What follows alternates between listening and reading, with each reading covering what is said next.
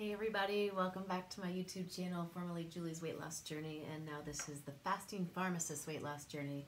One day I'm just going to be the Fasting Pharmacist because there won't be a weight loss journey anymore. So this is Friday, April 5th, and I'm checking in with you. I had told quite a few who are following me that I was going to have a weigh-in this week on Thursday, which I did. So we'll just start with that. Cut right to the chase. So April 4th. My previous weigh-in was 199.75 and my weigh-in yesterday 199.25. So the entire time since my last weigh-in I lost half a pound. Yeah. Let's talk about that. So, I'm impatient. Somebody who, wants instant gratification, like many of us in this microwave society. I feel like I'm working so hard, and I'm fasting, and I'm many days doing OMAD. I've done a couple 48s. I've been eating no carbs and sugar on my refeeds. I went an hour of exercise every day last week. So I feel like I'm trying to put in an effort, and I lost a half a pound. But let's be very honest and think. Now, I had 2 or 3 incidences, like the Friday before last, I went out to Ohio Northern University, went to my daughter's concert, and we went and got ice cream yesterday. So I think I had gone 20 or 25, 30 days with no carbs or sugar. And we decided to do our typical going for ice cream after a concert thing. And she's 20 years old, and she's my firstborn, and she's in college. And it's like, we had to do that, and I wanted to do it, and there was no stopping me. And I talked to my weight loss coach, and he's like, well, if you do it, you're probably going to need to do a 48-hour fast right away. And he talked to me about a whole bunch of things where I was just like, yeah, I mean, it's my decision, it's my journey. And I thought about it, I took it all into consideration, and I finally was like, I want to do it. That's it. I want to go eat this ice cream. So I did. And was it worth it at Cold Stone Creamery? Was it worth it when I was there? Yes, it was worth it. I enjoyed it profusely. While I was there, I was just taking in the moment and was like, wow, this is such a sensual experience, and just so appreciative of every little taste and texture of the ice cream. And I was like, God, it's been 30 days for me.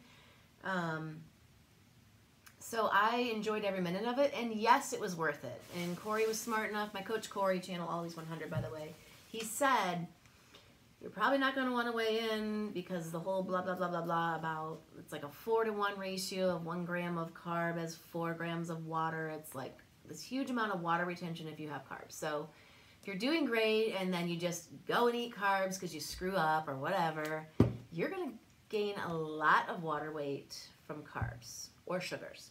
Now, I literally have gone overnight and gained 5 pounds water. I have done Weight Watchers so many times, and I literally could be 5 pounds up the next day from one meal. And it's a meal that's like a 2-point ice cream cone and pasta and 5 pounds. And it's like, that's not physically possible to gain 5 pounds. You have to have like 3,500 calories of fat to gain 1 pound, and it's just, oh, it's so frustrating. So, back to my original point, I lost a half a pound in 7 days. But I did have that ice cream. The next morning I went to brunch at her university. Frustrating. Now, again, the voice of reason, Corey, my coach, says, do your inches, do your measurements, stay away from the scale, you're probably retaining water, blah, blah, blah, blah, blah. Okay, I took my measurements. My measurements were incredible. Now, I took measurements at 244 pounds. I took measurements yesterday. It's been from December until March 4th. My measurements were amazing. So I feel a little better. Like, okay, maybe this is all worth it. Maybe I am getting somewhere.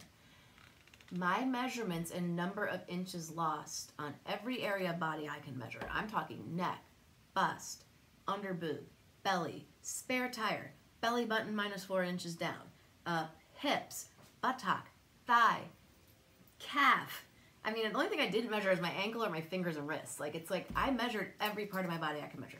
The inches coming off are phenomenal. My clothing that I'm wearing is so loose, but a ½ pound down on the scale. So, the new plan is I'm not going to weigh until Thursday of this following week. Another 7 days.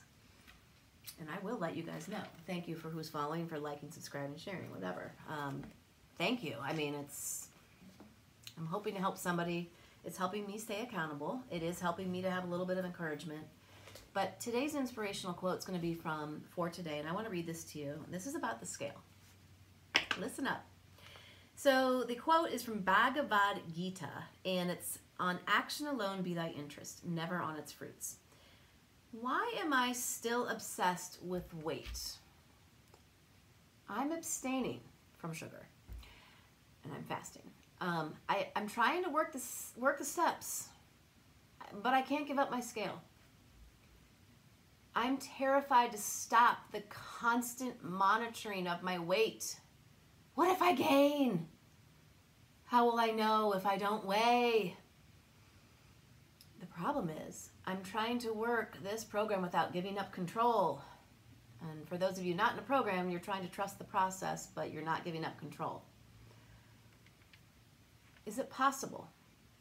Those first 3 steps make it clear that whoever wrote those steps, millions have followed, prove they could only recover by letting a power outside themselves regulate their unmanageable lives. This is coming from Overeaters Anonymous, in case you're like, where is she getting this? Somebody anonymous wrote this.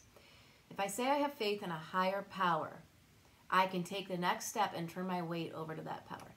I can concentrate on taking the action, abstaining and working my steps, and leave the results to God, if you believe. Whatever. I don't care who believes what.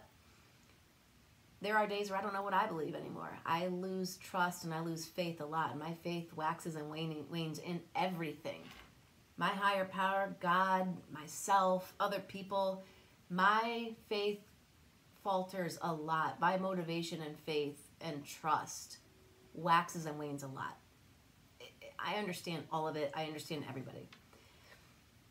For today, if I stop supervising my weight loss, it will be taken care of in God's time. I pray for the willingness to do that. I love that. Even if you're not religious, you don't have to be. It's just like, listen to the message. We are trying to control. We are trying to supervise all of this. The more you try to stress out about it, the more water you're going to retain, and you're going to have cortisol. So anyways, on to the next thing.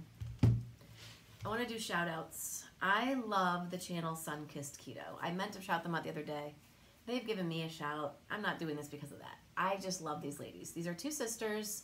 They're doing a lot of keto and they're doing a lot of fasting. So all of us in the fasting community, check them out. They are adorable. They do so many great videos and they're so real. They talk about their struggle.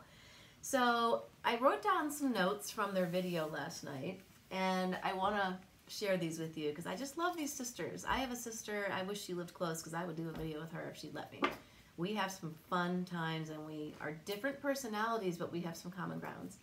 And I can tell those 2 are different, but they complement each other well. So a couple things Sun-Kissed Keto. She said, and this really got to me in a good way.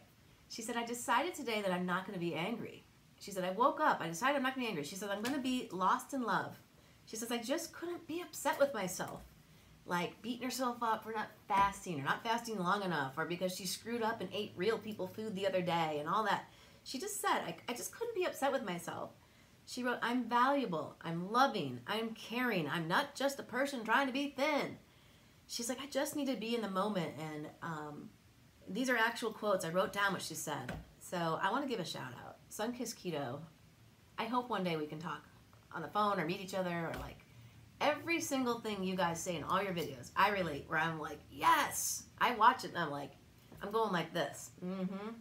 So check out Sun-Kissed Keto, you guys. A couple other shouts I'll give. Of course, my coach, Always 100, which is Corey. He is helping me graciously. And it's tough probably on him because I think I complain too much. I talk too much. I complain a lot. So I just need to learn to shut up. You know, I'm probably annoying the heck out of him. And so that's where I just need to like not complain to him. I need to complain to somebody else or just not complain. But it does feel good to complain. I should save it for my Overeaters Anonymous group, which I haven't attended in over a year, but I want to attend it soon, or maybe start my own group. But yeah, Sun-Kissed Keto, Sunshine, Stace, and Will Keto, but they're changing their name. Mika's Fasting Weight Loss was one of the biggest reasons. Lawrence Malchef, Sasha, Snake Diet Sasha, Snake Diet Sam. Anyone out there know what happened to Snake Diet Sam? I never see her videos anymore. Did she fall off? I'm worried about her.